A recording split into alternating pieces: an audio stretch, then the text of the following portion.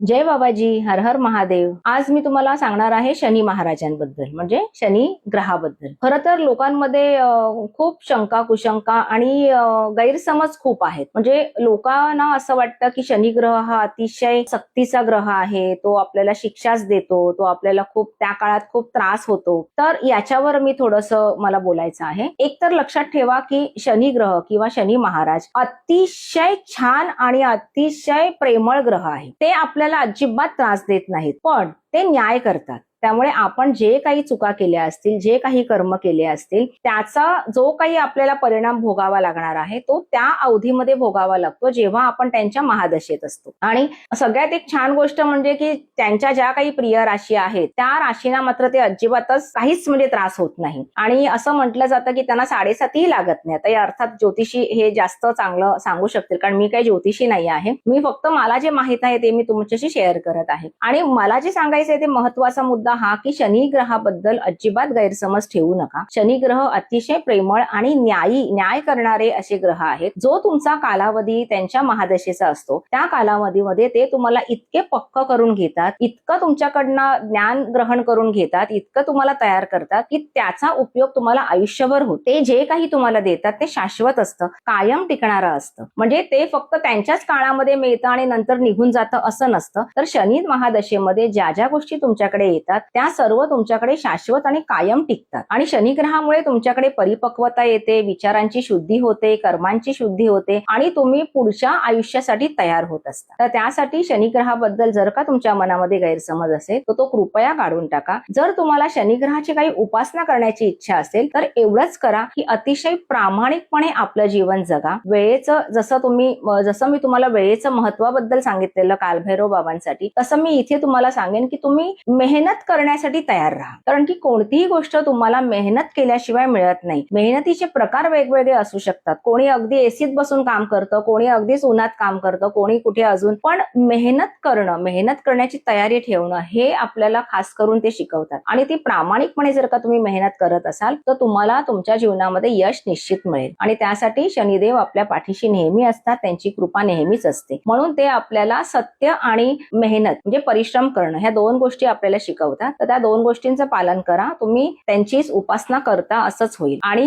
अजून तुम्हाला पुढे जाऊन काही करायचं असेल तर तुम्ही त्यांचा मंत्र म्हणू शकता आणि त्यांची उपासना शनिवारी मंदिरात जाऊ शकता। जर असं तुम्हाला वाटत असेल की आपल्याला शनीची काही 7.5 आहे किंवा कोणी सांगितलं असेल तर तुम्ही त्यांच्या